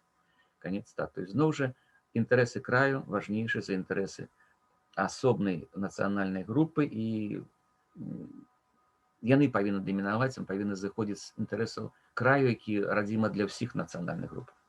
І кур'ер краёвы. Выдаецца па-польску, першы нумар, цытата. Да, падкрэслівалася небяспека шавінізму, які, цытата, уносіць у народную масу взаемную ненавісць і ўнутраную барацьбу, пагражае распадам краю, стратай магчымасці абараняцца ад людзей, які імкнуцца знішчыць на гэтай зямлі усялякае пачуццё асобнасці. Між тым у краі, дзе побач з літоўцам жыве паляк, побач з беларусам жыт, у краі нешчасны лёс, якога перадвызначыў яго на адставанне і пазбавіў магчымасці свабоднага развіцця, няма месца для ўнутранай барацьбы. Конец цытаты. Ну і тут яшчэ трэба адзначыць, што вось з'яўленне вечерняй газеты і кур'ера краёвага на польскай мове таксама быў такі пэўны масонскі праект, бо вельмі моцным асяродкам краёвай ідэі з 1911 года становіцца масонскія ложы ў Вільні. Адраджаюцца масонскія ложы, першая ложа «Еднасць», потым паўстае ложа «Літва», ложа «Беларусь». Іх 3 было да першай сусветнай вайны, потым падчас сусветнай вайны яны аб'яднались, там паўстала яшчэ 4-я ложа. Ну, але вот тут вельмі цікавы момант, калі аналізаваць, то есть масонскі сюжэт заўсёды прыцягвае ўвагу, это вот такая тайны ўрад там сусветны і так далей. Тут фактычна яны выкарысталі толькі форму і ідэю, што вот трэба спрабаваць уплываць на эліты. А асабліва пасля таго, як у 1912 годзе па запрашэнні Івана Луцкевіча да масонаў далучыўся Міхал Ромар, які хутка стаў проста абсалютным тут аўтарытэтам і лідарам масонаў у Беларусі і Літве. І ён фактычна ператварыў гэтыя ложы вельмі моцныя асяродкі прапаганды краёвай ідэі. Прапаганды гэтай ідэі, якая пашыраецца, дзякуючы гэтым масонскім ложам, пашыраецца на беларускі нацыянальны рух, на літоўскі нацыянальны рух, на дзейнасць жыдоўскіх арганізацый. То есть, ну вот, каб закрануць усіх фактычна. Бо ўсё ж такі сапраўды, можа, калі казаць не пра гэтыя ложы, пра іншыя, то асаблівасць тых масонскіх арганізацый у тым, што там, як пажартаваў адзін расійскі гісторык, Рурыкавіч мог размаўляць з Рабіновічам. Там яны выступаюць проста як браты, як сябры адной ложы, Рурыкавіч і Рабіновіча, дзе яшчэ маглі сустрэцца наогул. А тут маглі. А вось гэтыя масонскія ложы, віленскія масонскія ложы, яны ядналі якраз прадстаўніком дэмакратычных плыняў некалькіх нацыянальных рухаў. І это была вельмі важная рэч. Менавіта сярод масонерыі то з'явілася ідэя, што беларусы, ну яны самі праявілі гэтую ініцыятыву, самі знайшлі сродкі, якіх, дарэчы, не хапала. Пачынаюць выдаваць яшчэ газету на расійскай мове і на польскай мове выдаваць газету. Чаму беларусы так захапіліся ў нейкі момант краёвай ідэі? Дарэчы, таксама, калі чытаеш нашу ніву, таксама ж дамінуе такая вельмі талерантная адносіна да іншых нацыянальнасцяў. Там наогул вось я в свой час спрабаваў так знайсці асвятленне польскага пытання, як з палякамі наша ніва ваявала, і асабліва нічога не знайшоў. Некалькі артыкулаў. А вось з расійскімі шавіністамі, да, наш ніва ваюе ад пачатку да канца. З чарнасоценнымі арганізацыямі, там, шавінізмам великарасійскім, там, гэта кожны нумар ёсць нейкія такія, вот, але гэта той, што выходзіць за межы ўжо краю. А вось унутры краю, тут трэба шукаць паразуменне, хіба наша ніва яго трымалася. Чаму ты все ж таки знайшла такую масовую падтрымку, моцную падтрымку сярод беларусаў? Ну, па-першае, я думаю, што нават выдаючы, то есть яны па-свойму разумелі краёвую ідэю, не так, як Ромер я разумеў. Гаворка не ішла пра тое, што все тут народы сольюцца ў адну нацыю. Беларусы шукалі з дапамогай краёвай ідэі магчымасці ўмацаваць беларускі рух. Таму што гэта была магчымасць, між іншым, ведаеце, калі выдаеш вечернюю газету па-расійску, кур'ер краёвы па-польску, уплываць, і там вельмі папулярызавалася беларуская ідэя, беларускі рух наогул, уплываць на тых, хто не будзе чытаць па-беларуску. Просто з прынцыпа чытаць па-беларуску не будзе. Але ён чытае па-польску, чытае па-расійску. То есть спроба вярнуць у рэчышчы беларускага руху тых, хто даўно быў з яго выключаны, а тут ёсць магчымасць неяк на іх паўплываць. Это адзін момант. Другі момант вельмі істотны для мяне, што краёвая ідэя магла выступаць не толькі як пляцоўка міжнацыянальнага паразумення, яна магла выступаць як пляцоўка міжсацыяльнага разумення. І 1911 год, 12 год ёсць такая інфармацыя, хоць вот такіх дакладных фактаў, на жаль, я не маю, магу толькі казаць, што ёсць згадкі пра гэта, што, напрыклад, у Пухцічах у сядзібе Марыі Магдаліны Радзівіл адбываюцца сустрэчы Луцкевіча і Романа Скірмута і Эдварда Вайніловіча. То есть ёсць спроба паразумення на ўзроўні ўж такіх розных сацыяльных групаў фактычна. То есть Луцкевічы, ну, таксама, конечно, шляхта, але сацыялісты ўсё ж такі. Хаця пра Антона Луцкевіча, калі казаць пра сацыяліста, я зараз згадваю, што гэта сацыяліст, ну, прынцыповы сацыяліст, зразумела, сацыяліст, конечно, нема сумненню, але яго самы любімы псеўданім, калі ён падпісвае свой артыкул, быў псеўданім Антон Навіна. А што такое Навіна? Это назва герба, шляхецкого герба рода Луцкевіча. Такі вось сацыяліст, які ніколі не забываў, што ён наогул вот, мае шляхецкае паходжанне, яго род мае герб, фактычна. Да, і вось той сустрэчы адбываліся, і краёвая ідэя давала магчымасць нейкага такога, ну, калі не паразумення, то прынамсі размовы. І можна сказаць, што гэта мела, канешне, свае перспектывы, толькі што так забегаючы наперад, і уже згадваючы больш позні час, 17-18 год, з бальшавіцкай той ідэалогіі, прапаганды, то ўсё ж такі да канца гэта не спрацавала. І нават калі Роман Скірмут далучыўся да беларускага руху, ўсё роўна яго глядзелі з падазрэннем. Адзін з дзеячоў беларускага руху, Сцепан Некрашэвіч, вельмі вядомая постаць, напісаў свой час артыкул, які называўся «Неразгаданы сфінкс». Романа Скірмута, хоць ён абсалютна належаў да беларускага руху і працаваў беларускім рухам. Ну і заключэнне адзначу, што краёвасць не тэарэтычна, не ў практычнай палітычнай дзейнасці не супрацьпастаўлялася нацыянальным рухам беларусаў і літоўцаў.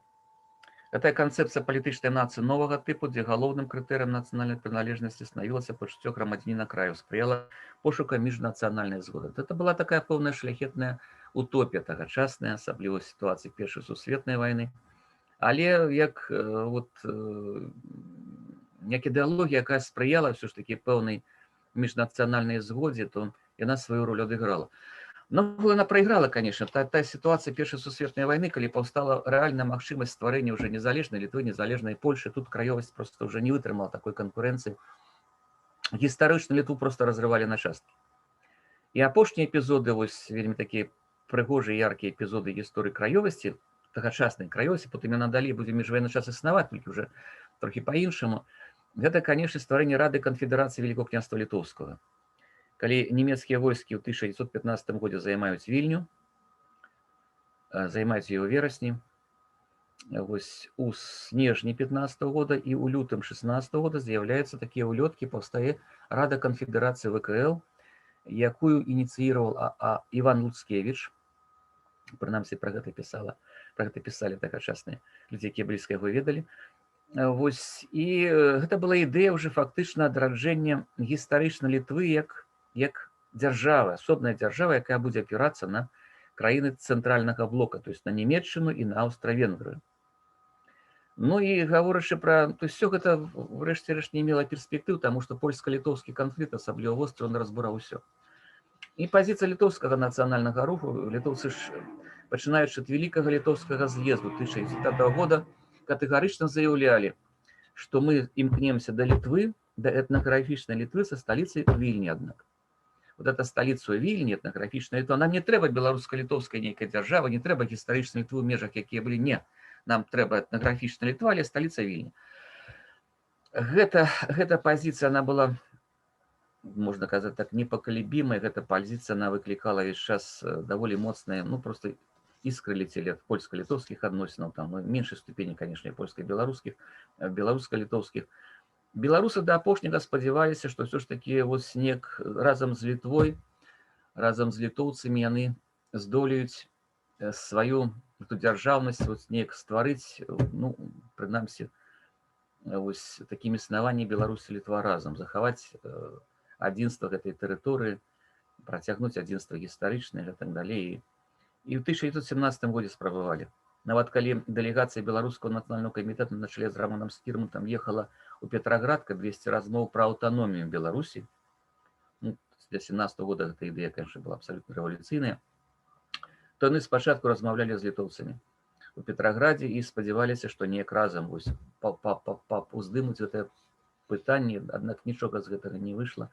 Літоўцы катэгарычна адказаліся нейкія рэчы рабіць разам з беларусамі. Між іншым, адзін з аргументаў той, што спазніліся вы, беларусы. Наша літоўскае пытанне, пытанне міжнароднае. Ваше беларускае пытанне, пытанне ўнутранае расійскай імперыі. Ну, думаю, што былі іншыя таксама тут моманты, чаму не ісці з беларусамі. І фактычна беларусы нават на пачатку 18-го года яшчэ спадзяваліся, што разам з Літвой атрымаецца гэту гістарычную Літву неяк адраджаць. І толькі калі ў лютым 18-го года Нямецчына прызнала незалежнасць Літвы, ось это быў таксама сігнал для беларусаў. Думаю, таксама гэта паўплывала на абвяшчэнне незалежнай Беларускай Народнай Рэспублікі 25 сакавіка 18-го года. Удзел беларусаў у гэтым краёвым руху даследчыкі ацэньваюць па-рознаму.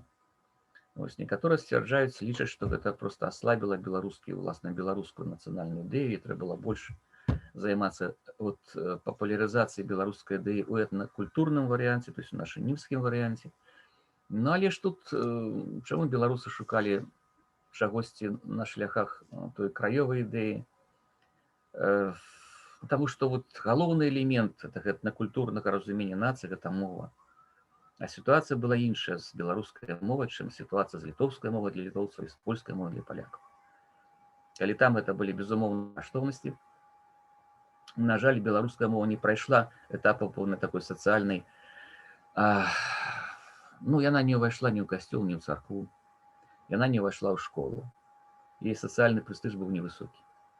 І вельмі складана было проста тых жа беларускіх сялян неяк агітаваць, якіх, я казаў пра той перапіс 1897 года, якія там нібыта беларускай мовай назвалі там 7 мільёнаў чалавек, заявілі, што родная мова. Вельмі цяжка было агітаваць, праводзіць нацыянальную агітацыю, агітуючы за беларускую мову.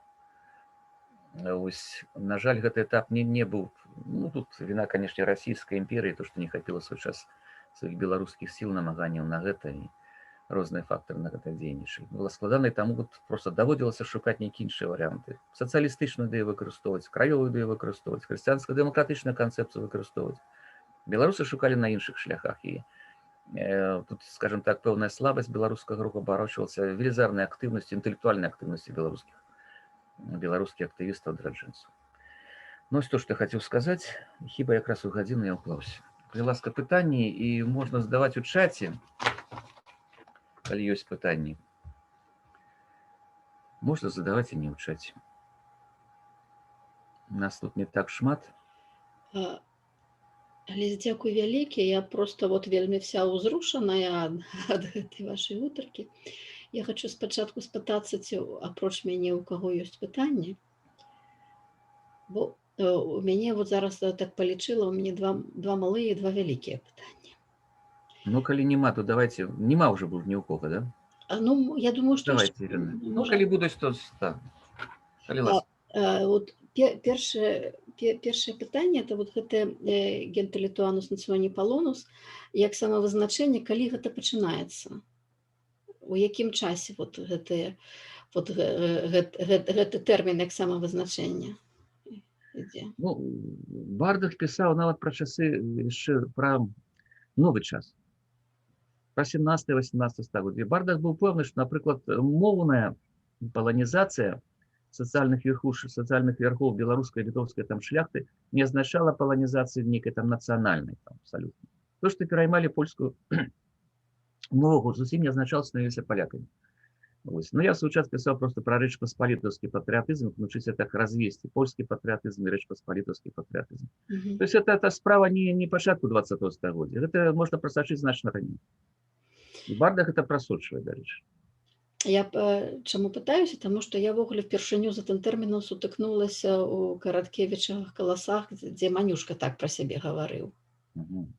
Дзе там Манюшка абурыўся, там якраз калі там была некая спрэчка пра польскасці, ён тады, значыць, якраз выказваў свой беларускі нацыяналізм такім чынам, што ён это генталітуанус націоні палонус, што я ад Польшчы, але я і ад гэтых песень, там ад усяго. І я думаю, ці не зарана Караткевіч гэты тэрмін вставляе. Не, ну, толькі што, ведаеце, тут... Ці мог Манюшка, ў прынцыпе, так сябе называць? Думаю, што мог так сябе называць. Мог, так? Так, этот тэрмін яшчэ раней, толькі што, конечно, датычыў пэўнай эліты. А вот 19 стагоддзе ён трохі пачаў пашырацца ўжо. І калі казаць пра вот, дзе ішоў культурніцкага руху, культурніцкага плану, безумоўна так. Ён прысутнічае. По-рознаму, у розных вариациях. То есть, может, вот так, в такой форме он и не прогучал, насамрэч бы, не прогучал вот такой латинской некой версии, по-іншаму, але по-іншаму мог прогучать, потому что это 19 стагоддзе, это вот, я свой час спрабаваў, думаў про гэта, ну так до руки до гэтага не дайшлі, написать просто працу про тое, з чаго пачынаюцца краёўцы. А між іншым, прааналізаваць літаратуру, літоўскую літаратуру, то, што ў Літве выдаецца па-польску, першая палова 19 стагоддзя. Гаворка не ідзе пра Міцкевіча, гаворка ідзе пра розныя, там вельмі шмат было такіх пуціводнікаў розных. Апісанне роднага краю, якія пераважна выходзілі на польскай мове. Я нават падабраў ужо літаратуру, пачаў чытаць, там уже гэта выразна прысутнічае проста. Нават тэрмін краёўцы сустракаецца, тэрмін першай паловы 19 стагоддзя. Дарэчы, з тэрмінам до конца невядома, тут спрачаюцца, адкуль ён узяўся, які чаму. Але краёвец просто як вот, мы все краёўцы, як мы людзі тут, суайчыннікі, вось, сустракаецца, дарэчы, Міцкевіч, гэта ёсць. І ў першай палове 19 стагоддзя, вот, мне было цікава, якія кніжкі маглі чытаць краёўцы, там у канцы 19-го, пачатку 20-го стагоддзя, якіх кніжак магла вырасці, калі казаць пра літаратуру краёвай ідэі. Я бачу гэтыя пуціводнікі сярэдзіны там першай паловы 19 стагоддзя. Дзе вось абсалютна наша гісторыя, моя гісторыя, гістарычна Літва, это наша радзіма, это наша каштоўнасць. Это не польская, это наша. Там уже ёсць, пішуць па-польску, але пішуць так, што там палякі выступаюць часта не найлепшым чынам выкідаюць. Дзякуй. Тады вот вялікае, это было малое пытанне. Вялікае пытанне, калі і як тэрмін Літва і літоўцы прывандравала і замацавалася за тым, што цяпер, ну, вот за тым, што вот мы гаварылі сёння літоўцы, то есть за тым, вот, умоўна кажучы, за жмудзінамі, за балтамоўным этнасам Вялікага княства. То есть калі, якім чынам, ці звязана гэта вот са стратай магчымасці зваць сябе так пасля паўстання 31 года, калі там так бы у расійскай імперыі як бы наступ на гэту назву пачынаецца. І вот якім чынам як бы вот літоўцы, цяперашнія літоўцы, цяперашняй тэрміналогіі літоўцы перацягваюць на сябе вот гэты тэрмін, гэту назву і нават пагоню, хаця як бы хадзілі же пад мядзведзем сваім. Вот як ввогуле адбываецца гэтая рэч, што як тэрмін Русь сышоў у Расею, гэта адна гісторыя. А вот як тэрмін Літва сышоў туды? Я тут не з'яўляюсь таким добрым спецыялістам. Больш-менш, хаця бы вот як вот все ж таки вы же лепш відаць патлумачыць. Я б гэта звязаў, ведаеце, хвалюе вельмі гэта пытанне. Я б звязаў гэта з пачаткамі літоўскага нацыянальнага руху. Літоўскі нацыянальны рух уже афармляецца гэта ідэя больш-менш і з'яўляецца першай працай па гісторыі Літвы, як Літвы вось такой этнаграфічнай, этнічнай Літвы. Гэта 1820-30-е гады. Это вельмі рана. І калі вось спрабаваць так, ведаеце, паглядзець вось пачаткі беларускага руху, літоўскага руху, мы адставалі на 40, на 50 гадоў, тут можна так сказаць. То есть яны пачалі выкарыстоўваць гэты тэрмін, называючы, акрэсліваючы ім уже не всю гістарычную Літву, як звычайна я называлі там, а толькі імкнучыся замацаваць толькі за сваім новым літоўскім нацыянальным рухам з разуменнем вось такім мадэрным разуменнем гэтай нацыі.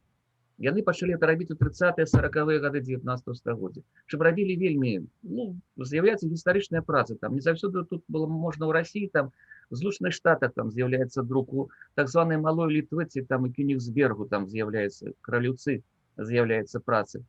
Ну і урэшце рэшт, уже сярэдзіна, другая палова 19 стагоддзя гэта велізарная кантрабанда, кніжная кантрабанда. Это перакананне, што кожны літовец павінен мець кніжку на літоўскай мове. Читать не умею, але книжка повинна быть. И вот это вот сполучение одного с другим, это фактично гэта літоўская нова, младалітоўцы, яны гэту вот Літву, яны абмежавалі і гістарычна і прывязалі да літоўскага нацыянальнага.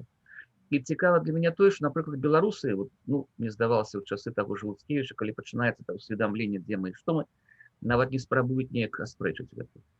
Там адразу неяк вот беларуская ідэя. Не, ну ладно, у 20 стагоддзі не могуць аспрэчыць, а в 19-м? От чаму гэтага не маглі аспрэчыць? Ну, бачите, мы про Каліновскую трохі размаўлялі, уж таксама мужицкай правде гучыць Літва. А вот Гучыць. ёсць гэты 6-й нумар мужицкай правды, про які пісаў Хома Гісторыкусе. Вельмі цікавы момант, калі які знайшлі у архіве паўстанцаў, знайшлі літоўцы, і вот зараз стала вядома, они его схавалі просто. Мгм. Апублікаваны ён зараз апублікаваны, я пра яго таксама пісаў пра гэты нумар, дзе гэты літоўскі момант яшчэ больш моцны ў Каліновскую. Навол піша, вы жывеце ў Літве, на літоўскай зямлі. Так. Вось гэта яшчэ ёсць, у гэты час это ёсць. Вось і спроба, то есть не спроба, не зразумець, можа таксама гэта нашае. Але той же Каліновскі, мы ведаем, пачынальнік уже беларускай пэўнай традыцыі. Так. І адно і другое. Тут быццам сам у канцы адмаўляецца ад гэтага ліцвінства. Можа таму, што ўсё ж такі Літва паспела раней, неяк замацавала за сабой, і ўжо цяжка было вот перабіць все гэта. А чаму так было? У іх што? У іх не было саманазвы ніякай тады. Потому што вот, ну, вот яны былі Вялікае княства літоўскае, рускае, жамойцкае. То есть вот гэтае вот жамойцкае, это якраз быў іхны складнік. Трэці складнік, які толькі па сутнасці за Вітаўтам далучаецца. Ірына, каб адказаць на ваше пытанне, трэба просто взяць зараз этой першыя літоўскія працы па гісторыі, якія з'яўляюцца ў першай палове до 19 стагоддзя, іх прачытаць. То есть там уже фігуравала Літва. Літва фігуравала як этнічная літоўская тэрыторыя. І все князі, і все астатнія, яны просто ад русіта адмаўляюцца, і для іх это было все было вот як одна великая Літва, дзе ну, млада Літвы... Дзе па-беларуску пісаліся дзяржаўныя законы. Ну, і, здаецца, пра гэта нават не пісалі, не згадвалі. Ясна, што не пісалі, но просто, што мне это вельмі дзіўна. У іх, відаць, просто не было саманазвы, што взяли гэты палітонім і як бы карсіканцы назвалі сябе французамі. Ну, тут я не трэба спецыяліста па літоўскай гісторыі. Вось іншыя літоўскай гісторыі ўзяць, скажем, казаў на ваше. Была, здаецца, рука было пытанне ў Тацяны. Ну, Тацяна, калі ласка. Это маё і было пытанне, але вы пра яго і сталі гаварыць. Пра тое, што наша саманазва, як яна трансфармавалася ў часе Русіны і Літва, і тады мы раптам уже не Літва, а тутэйшая, як вы казалі той раз. А тут, аказваецца, яшчэ была саманазва Краёвец. І толькі ў 21 стагоддзі людзі з пашпартам сталі называць сябе беларусамі.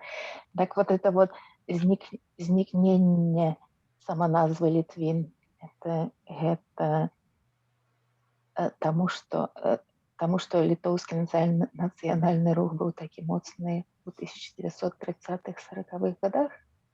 Чаму 30-х, 40-х? 1800, сказали 30-е, 40-е годы 19-го стагоддзя. Тяна, ну я вот не могу отказать цалкам на ваше пытанне. Разумеете, я отказываю с позиции того, что я вот ведаю. То есть я могу стверджать, что, на мою думку, один из моментов, это, конечно, не все, потому что это больше складанное пытанне. Але калі вось зыходзіць з таго, што рабілі літоўцы на пачатку 19 стагоддзя, першы трэці там 19 стагоддзя, то тут выразна вымалёўваецца. Яны нейкі момант вырашылі гэта абсалютна вот, ну, нацыяналізаваць і зрабіць сваім, і мэтанакіравана гэта робіць усё 19 стагоддзя, пачатак 20 стагоддзя. Нават эта сітуацыя з Вільняй. Напрыклад, беларусы жывуць у Вільні, так усе жывуць у Вільні, і разумеюць, што Вільня это, в прынцыпе, ну, горад для ўсіх. Пераважна там асноўная маса насельніцтва гэта жыды і палякі. Бо беларусаў больш там вакол, літоўцаў і вакол нават не так шмат, там, папросту іх там няма нідзе. Но пачынаецца уже вот магчымасць палітычнай дзейнасці нацыянальнай. Вялікі літоўскі сейм 1905 год і катэгарычная заява. Мы імкнемся да таго, каб вот, ну, спачатку аўтаномія казалі там, але сталіца наша Вільня.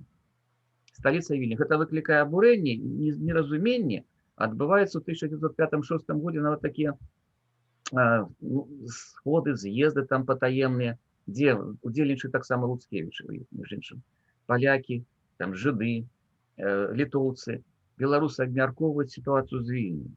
І гаворка ідзе пра тое, што нам трэба неяк яднацца разам. І сітуацыя такая, што рэвалюцыя ідзе, і можна за расійскай імперыі нешта тут вырвацца і нешта зрабіць тут. І літоўцы на ўсё згаджаюцца, апроч аднаго. Добра, все выдатна. Але Вільня літоўская. Але Вільню нікому не аддам.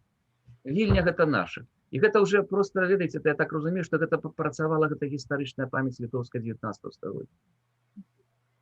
Таму што, ну, у 20-м зразумець, як гэта на пачатку 20-го, якая Вільня літоўская.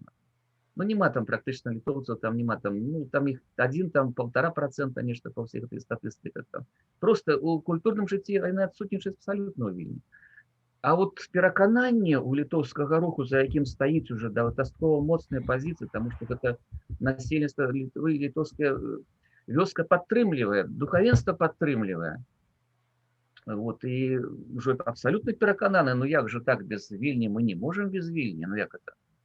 Вильня наша, потому что что такое Вильня? Вильня – это вся история Великого княжества Литовского. То есть мы забираем Вильню, вся эта Литва, абсолютно наша Литва. Это все наша история. Тут говорка шла не только, бачите, про Вильню, город там, не город там, а вот шла про то, кто эту спадщину Великого княжества Литовского зробить своей.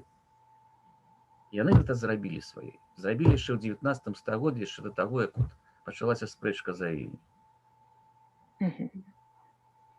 Там же была нават некая гісторыя, што яны там 10 раз на год па ўсёй той Літве будавалі вежу Гедзіміна.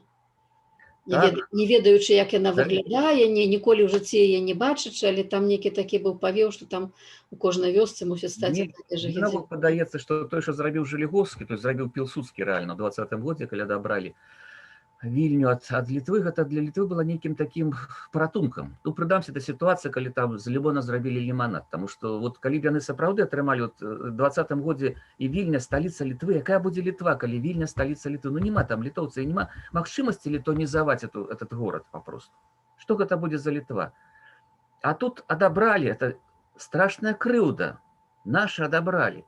І вся гэта міжваенная Литва, Литва-Ковенская жила одной идеей – вернуть Вильню. Да, там будовали сапраўды, то есть в каждом подворку там будовали эту вежу Гедзіміна небольшие. А я в свой час ездил с коллегами-литовцами по той былой мяжи, якая отделила Ковенскую Литву от Польши. И там и по сегодняшний день стоят помники, однотипные помники с одним и тем же надписом. А надпись які? Мы не можем без Вильни. И шла просто велизарная пропаганда. Мы не можем без Вильни, не можем без Вильни. Ну, в 1939 году ведаем, что Сталин подаровал за то, что, так, литовцы сами казали, Вильнюс мусу, Литва русу. Вильнюс, Вильня там нам, а Литва, значит, Россия. Але, ну, згадзіліся на все гэта, і ёсць вельмі цікавая, дарэчы, публіцыстыка Юзефа Маскевіча, аднаго з вядомых польскіх журналістаў, якому, дарэчы, літоўцы дазволілі выдаваць адзіную польскую газету цудзенную. Ну, там ім дазволілі выдаваць, забрали Вильню одну белорусскую газету, одну польскую газету, по одной там усім дазволили, одну некую на российскую мою газету. Так он вельмі цікава пишет про процесс литонизации. То есть Ковенская Литва уже была готова до литонизации Вильни. И когда пришли, то там практически там другие третьи, была хіба другая третья ночь, поменяли за одну ночь все шильды, все назвы улиц в Вильні. И он с таким обурением пишет, мы прочнулись и не можем зразумець, где на что находится. Это ў 39-м годзе, так? В 39-м годзе, так. Все одразу зменили просто. Ну и пачалася такая вельмі жорсткая палітыка, моўная палітыка літонізацыі. І вот тут цікавы момант. Палякі прыгадалі, тыя палякі, якія ігнаравалі абсалютна всякія моманты краёвасці, яны прыгадалі краёвую ідэю. І ў 1940 годзе, ну, нагодай была гадавіна смерці Людвіка Абрамовича, правялі такую акадэмію памяти Абрамовича, дзе абмяркоўвалі краёвую ідэю, што краёвая ідэя павінна вярнуцца зараз. І Вільня павінна жыць на падставах краёвай ідэалогіі, на нейкіх іншых. Ну, час уже зышоў, і літоўцы не збіраліся ні ў чым тут саступаць абсалютна. Добра. Яшчэ былі пытанні, Ірына, у вас? У мяне так, у мяне яшчэ ёсць. Я просто чакаю, можа, яшчэ хто-небудзь. А яшчэ малое пытанне. Вось беларусы, літоўцы, палякі паміж сабой гэта ўсё абмяркоўвалі.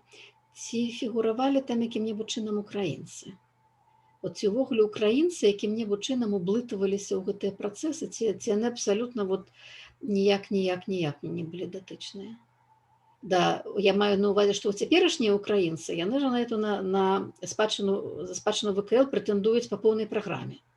І мова украінская была ў ВКЛ дзяржаўнаю, і зразумела, што і Сапега законы пісаў па-украінску, і Скары напісаў па-украінску. То есть, а тады у гэтым часе, пачатак 20 стагоддзя, 19 стагоддзя, ці ўвогуле украінцы у гэтай краёвасці фігуравалі і у ўсіх гэтых гісторыях? Видите, я вот, то есть, калі б, конечно, зведаць там добра украінскую гістарыяграфію, там, і все працы Грушевскага і так далей, можа, я па-іншаму адказваў. Адказваючы, як вот такі беларускі даследчыкі займаюцца гэтымі праблемамі, сказаць, што я ніколі з гэтым не сутыкаўся. Краёвасць наогул была. Быў такі Вацлаў Ліпінскі, вось, які паспрабаваў таксама трохі краёвую ідэю на тэрыторыі Украіны пашыраць, але зноў жа гэта была такая ўжо украінская нейкая версія і так далей. З гэтага нічога не выйшла. Не выйшла чаму? Таму што абсалютна розная гісторыя, напрыклад, беларуска-польскіх, нават літоўска-польскіх адносінаў і украінска-польскіх адносінаў. Там была Хмельніччына, і там шмат чаго іншага яшчэ было. І там спрабаваць вот неяк паразумецца з паляку, а паляку, які звычайна там, там было яшчэ масавае перасяленне з Польшай, там шла барацьба за зямлю, про это свой час выдатна напісаў француз, з французскіх гісторыкаў. Просто там гістарычная памяць вельмі вострая, там гістарычная памяць палітая крывёю. І там вельмі востры сацыяльны канфлікт. А яшчэ прыгадаем 1863 год і спробу паўстання пашырыць на Украіне, якая скончылася тым, што просто пахвапалі і пазабівалі тых польскіх прапагандыстаў, якія прыйшлі з гэтай ідэі. То есть там сітуацыя трохі іншая, там эта краёвасць, Вацлаў Ліпінскі спрабаваў нешта зрабіць. І ўрэшце рэшт нават 1989 годзе у Киеве стварылі краёвую партыю. У Беларусі была спроба неўдалая, у Киеве стварылі краёвую партыю. Князь Сангушка стаў на чале. Ну, калі я пачынаў пра гэта чытаць, мне было таксама цікава, бачу краёвасці там. І бачу, тут абсалютна іншая з'ява. Это выкарысталі назву, гэта такая партыя просто самых буйных землеўласнікаў палякаў. І мэта адна – аб'яднацца, каб не дапусціць нікуды гэтых украінцаў, каб змагацца з украінцамі. Што датычыць там спраў уже беларуска-літоўска-польскіх і Вільні, напрыклад, я ніколі з гэтым не сустракаўся. Ці, можа, сустракаўся, але папросту гэта не памятаю, таму што гэта не было нейкім такім важным і значным. Не, тут вот іншая гісторыя, іншыя інтарэсы, і вот ва ўсім гэтым. Ну, можа, там толькі трохі Краскоўскі, які быў беларускім дзеячом, там трохі на Украіне быў, там і украінскі, і беларускі дзеяч, але гэта ўжо іншыя часы, і там уже з падзеі 1918 года і пазнейшыя, калі ўжо Украінская Народная Рэспубліка, і ёсць спроба там незалежную краіну, спрэчкі пра гэтую мяжу беларуска-украінскую, даволі складаныя, цяжкія былі спрэчкі там. Але гэта ўжо іншыя хіба часы, а ў тыя часы я не бачу тут нейкай такой рэальнай прысутнасці украінцаў у тых беларуска-літоўска-польскіх справах абсалютна нет. І іншая гісторыя, іншае жыццё, іншыя адносіны з Польшай. Варожыя, канфліктныя. І тут просто нейкія краёўцы, як Ліпінскі, які нешта спрабаваў, не мелі ніякіх шансаў. А з Беларусю, з беларусамі, якім былі ты украінскія адносіны, вот это зноў з таго самага Караткевіча, толькі што ўжо з гэтага з дзікага палявання, калі ён там удзельнічаў у тых рухах украінскіх, і калі там, значит, жандары замялі і пытаюцца нацыянальнасць, і вот ён з гонарам кажа, я кажу, пішы украінец, таму што ён беларус, сябе ўважае за беларуса, то есть ён беларус, але ён падтрымлівае гэты украінскі вызваленчы нацыянальны рух, і вот і адпаведна прынагодна ён сябе называе украінцам з тым, каб просто падтрымаць украінцаў і в піку расейскасці, вот такім чынам. Ну, з беларусамі былі стасункі, безумоўна. Стасункі, якія, напрыклад, падтрымліваў Іван Луцкевіч, які вельмі часта ездзіў у Львоў. Ездзіў, каб там, ну, ён жа займаўся, між іншым, вышукваў нейкія там гістарычныя рарытэты, там і прадаваў, там і грошы ішлі на нашу ніву. Я маю на ўвазе да Шаптыцкага.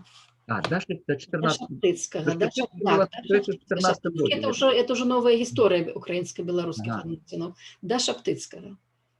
Часоў да Шаптыцкага. Ну, магу толькі прыгадаць, што Антон Луцкевіч пісаў для аднаго з украінскіх выданняў, перыядычных выданняў гісторыю беларускага руху. Яе пераклалі на украінскую мову, там апублікавалі, гэта быў 1907-1908 год. Вельмі рана было. Іншых контактаў, ну, 14 год Шаптыцкі тайна прыездаў, там маецца на ўвазе, прыязджаў, калі ў Мінскі сустракаўся там з Луцкевічамі. Да, вот, мне адразу Шаптыцкі прыходзіў у галаву, ранейшыя часы нейкія контакты былі, і Луцкевіч перапісваўся з Грушевскім. Перапіска датычыла гэтага артыкула, нейкага іншага. То есть на такім узроўні цікавасці да гісторыі беларускага руху, які разгортваецца. Бо Луцкевіч пісаў не што-небудзь, а пісаў гісторыю беларускага адраджэння ўжо. Тых некалькі гадоў. Апісваў, што мы там робім і так далей. Тут была цікавасць. Хутчэй інтэлектуальныя толькі стасункі, так? Да, Такія. хіба так, я б так сказав, інтелектуальні були стосунки, і потім були певні стосунки, ну хіба тільки інтелектуальні, я тут нічого іншого сказати не можу. Мгм. Нічого іншого. Зразумела, там знов Тетяна. Я вас- Тетяна. Назва краєвець. Наколькі глибоко соціальна вона проникла у громадство? Скажем, Не, она не И проникла якой? глубоко. Не, тут, ведаеце, краёвец, датычыла фактычна дзейшоў гэтага руху нейкай ступені, і то так яны себе так асабліва не так часто называлі. Вот краёвая ідэя так, край это ішло ад края ўсё. І вот, я казаў, што ў ранейшыя часы, да, там знайшлі людзі, якія спрабавалі даследчыкі, якія спрабавалі зразумець, адкуль гэта бярэцца, то знайшлі, напрыклад, у тэкстах, нават у тэкстах Адама Міцкевіча некалькі разоў згадваецца тэрмін краёвец, ён прысутны у яго творах. У публіцыстыцы там іншых віленскіх палякаў ёсць этот тэрмін краёвец, ну не такі пашыраны, это хутчэй як вот земляк, суайчыннік, мой краёвец і так далей, і так далей.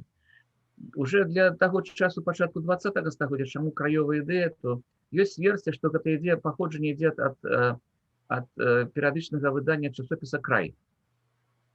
Такі быў вельмі папулярны польскамоўны часопіс «Край», які выдаваўся ў Петербургу, бо Россия забараніла польскую мову выдання на польскай мове на тэрыторыі Беларусі, Літвы, Украіны, а ў Петербургу, Москве можна было. І там выходзіў гэты край, дзе, дарэчы, я памятаю, што аналізаваў гэта, там недзе 60-70% ўсіх матэрыялаў датычылі Беларусі і Літвы. То есть, ну, явно там вот свои люди, что называется, финансовали, давали гроши, давали информацию, пишите про нас. Мы не можем тут ничего писать, а вы там пишите. И край был довольно популярным, довольно долго выходил, там нават такая некая цензура специально не было, это вельмі цікавая газета такая слуховая монография, только что монографию тяжко писать, вот там так само все псевдонимы. Кто гэтыя тексты пишет? Псевдонимы, криптонимы там, и разгадать тут загадку просто этой редакции, ну, кто там редактор, там сведаем, а далей мы ничего не ведаем. Есть такая версия, есть еще некие іншыя версии, ну, что тычыць мяне, то я просто звязываю с пэўнай традыцыяй все-таки ўжывання гэтага тэрміна, якая ідзе з такіх часоў з першай паловы 19 стагоддзя. Але так як вы сказалі, што краёвцамі называлі сябе, як мы больш ведаем, як тутэйшымі, як краёвец. Ну так, можа ў нейкай ступені, хоць тутэйшы это так, можа на іншым сацыяльным узроўні тутэйшы. Констанция Спірмонт написала спецыяльны артыкул абарону тутэйшасці. Есть целый артикул, где обороняет тутэйшасць и говорит, что не трэба... Роман Дымоўскі, национальные демократы смеялись. Краёвцы сказали, вы как тутэйшы, вы не маете просто свою свядомасць. И Спірмонт написала целый артикул про то, что тутэйшасць — это патриотизм, это любовь до родной земли. Гэтым трэба ганарыцца, а не смеяться надо. Ну, то і вот у меня как раз у сувязі з гэтым было пытанне, вот таксама вот з краёвасцю і тутэйшасцю. Вот феномены краёвасці ж не выснавалі там ні палякі, ні літоўцы. То есть тыя, хто былі палякі, яны былі палякі. Яны былі за это, і вот калі асабліва развіваюцца гэтыя нацыянальна-этнічныя ідэі, пра што вы казалі. То есть у літоўца это цвёрда літоўскамоўны Мова это герой. Так, а у паляка это не толькі польскамоўна, яшчэ і все астатняе, што цягне за сабой эту вялікую Польшчу. То есть ці можам мы тады казаць, што просто абсалютна вот, ну, трактаваць краёўцаў адназначна як беларускі феномен. То есть, што гэта канкрэтна, мы там гаворым Беларусь-Літва, беларусы-літоўцы, там па польскамоўнасці, але в прынцыпе, вот як вот, ну, ці можам мы казаць, што краёвасць это просто вот чесна, бонафіде беларускі феномен. Я все-таки сказал, что белорусский и польский феномен. Вот тут все-таки для их польская присутность и польская культурная принадлежность была вельмі важная. Для краёўцаў, я маю. Для краёўцаў, да. Добра, але ж вот палякі ж не былі краёўцамі. Это краёўцы. Што я маю на ўвазе? Вот, глядзіце, я маю на ўвазе вот гэту блытаную беларускую ідэнтычнасць, якая называе сябе рознымі імёнамі. І для іх важна там і адно, і другое, і сапраўды гэтая літоўская назва і польская назва, яны все ім блізкія, дарагія, зразумелыя, яшчэ і руская назва таксама ж сваё ўсё ідзе. Але вот палякі гэта палякі. літоўцы гэта літоўцы, і украінцы гэта украінцы. А беларусы тады яны ўжо краёўцы, тутэйшыя, там заходнія русісты 19 стагоддзя, і потым там і паціхонечку беларусы. То есть, што вот это, і што вот гэта сярод, што гэта вот, ну, цалкам беларускі феномен. Яны сябе называюць там і палякамі, і літоўцамі, але таму, што яны не могуць назваць сябе беларусамі. Таму, што яны з нейкай прычыны маюць вот эту складаную ідэнтычнасць неадназначную. А феномен, в прынцыпе, беларускі. Вот ці можна вот так вот казаць, што это сапраўды гэта такі варыянт, такі дзіўны варыянт беларускасці. Я думаю, что про это варто подумать, вот, и можно написать про это, потому что я так сходу не откажу на все это, але рацыя ёсць у тым, што вы гаворыце. І яшчэ один момант я адзначу, ўжо хіба час нас канчаецца. Так. Памятаю, гадоў 5 таму я выступаў у Варшаве на вялікай канферэнцыі і казаў пра літоўскіх палякаў. Там конференция была такая, ну, там были представники розных гуманітарных дисциплин, больше было хіба филологов, литературазнаўцаў, там историков было не шмат. И меня вельмі уразило то, что я казаў про гэта, я наказал на початку нашей лекции про то, что там есть Юркевич, там есть іншие поляки, які писали. То, что я казал для этой аудитории, это в Академии наук было, Палаце Сташица, было неким абсолютным открытием. Феномен литовских поляков. То есть для тех, кто не цікавіцца гэтай праблемай, гэта не Польша наогул. І адзінае пытанне, якое прагучала зала, то что я бачу, настолькі меня іх ашарашу, незразумеючае нават пытанняў не было. Было одно пытанне толькі: скажите, калі ласка, вот сёння ёсць такія палякі ў Літве ці не? Мне просто стало смешна ад гэтага. Вот сёння ёсць такі феномен літоўскіх палякаў у Літве. Ну, адзінае пытанне, якое наспела пра гэта. Сёння это зусім іншыя палякі ў Літве, якія змагаюцца там за нешта іншае зусім. Ну, есть, безумоўна, ёсць хіба, но не такі не ідэалагічны феномен, не сацыяльная група, то цяжка казаць, што такія палякі. Можа, і ёсць, але іх не відаць. Больш, скажем, змагароў за тое, каб там все гэтыя правы по польскай супольнасці выконваліся, соблюдаліся і так далее. Але просто меня это страшно здзівіла, то, что гэта аудитория, это в Академии наук там сидели люди, якія, між іншым, літаратуразнаўцы сидели, якія ведаюць 19 стагоддзя літаратуру польскую. Вот то, что я казал, для них это было такое некое открытие, что я казал про такую адмяну поляков, вот особную адмяну поляков. И, ну, быццам бы не ведают того ни Бардаха, ни іншых, просто это все абсолютно игноруется, это не там, скажем, не модно, не у тренде, там, это не наша гісторыя. Вот я кажу, что это не их гісторыя и не литовская гісторыя, это только белорусская гісторыя. Да, и не литовская сапраўды. Там, ну, литовцы еще могут для Румера зрабіць некое выключение. Ну, ясно, что. Так, ну, и поляки знойдут, для кого робить выключение, коли им важный персонаж. Але феномен сам, это вот просто чисто, конкретно белорусский феномен, вот такой вариант белорусской идентичности. Я думаю, что таким кірунком можно подумать, и не это все так обґрунтаваць, асэнсаваць. Ну, добра, дзякуй вялікі. Дзякуй вам. Дзякуй вялікі, тады праз тыдзень сустракаемся зноў. Ну, калі я не захварэю, тут можа быць такі варыянт. Это рука, это вітанне ці пытанне? Не, гэта... Это развітанне. Ага. Это развітанне, всего доброго. Добра, до побачення, дзякуй. Не захворвайце, не хварэйце, калі ласка. Мы вас вельмі чакаем праз тыдзень. До сустрэчы. До побачення.